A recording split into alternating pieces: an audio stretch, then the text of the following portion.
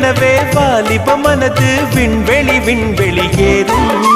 மன்னவா ஒரு கோயில் இந்த மாளிகை எதற்காக?